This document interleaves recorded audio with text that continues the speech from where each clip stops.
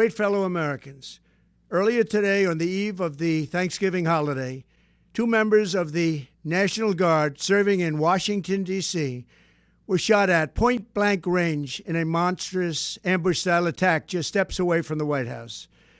They had been deputized as part of the most successful public safety and national security mission in the history of our nation's capital, the D.C. Safe and Beautiful Task Force, which has achieved an unprecedented reduction in violent crime and crimes of all type.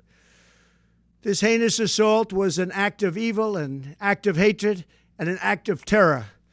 It was a crime against our entire nation. It was a crime against humanity. The hearts of all Americans tonight are with those two members of the West Virginia National Guard and their families. The love of our entire country is pouring out for them, and we are lifting them up in our prayers.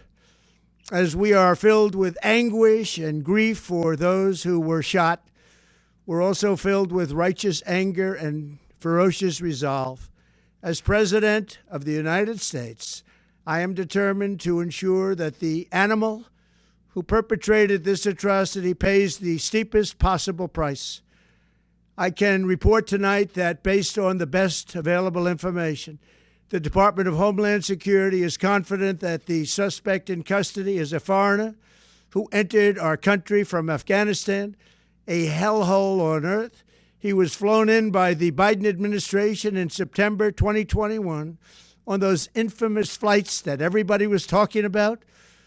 Nobody knew who was coming in. Nobody knew anything about it. His status was extended under legislation signed by President Biden, a disastrous president, the worst in the history of our country. This attack underscores the single greatest national security threat facing our nation. The last administration let in 20 million unknown and unvetted foreigners from all over the world, from places that you don't want to even know about.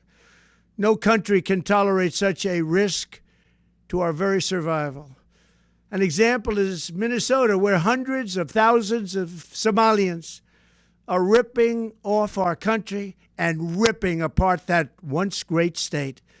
Billions of dollars are lost, and gangs of Somalians come from a country that doesn't even have a government, no laws, no water, no military, no nothing. As their representatives in our country preach to us about our Constitution and how our country is no good. We're not going to put up with these kind of assaults on law and order by people who shouldn't even be in our country. We must now re-examine every single alien who has entered our country from Afghanistan under Biden, and we must take all necessary measures to ensure the removal of any alien from any country who does not belong here or add benefit to our country. If they can't love our country, we don't want them. America will never bend and never yield in the face of terror. And at the same time, we will not be deterred from the mission these service members were so nobly fulfilling. That is why tonight I can announce that I have directed the Department of War to mobilize an additional 500 troops to help protect our capital city. We will make America totally safe again, and we will bring the perpetrator of this barbaric attack to swift and certain justice if the bullets going in the opposite direction haven't already done that. During this time of the year, when we gather at home with loved ones, these two patriots were wearing the uniform of our country, patrolling the streets of our capital. They had taken a selfless oath to defend our nation against all enemies, foreign and domestic, and that is exactly what they were doing when they were gunned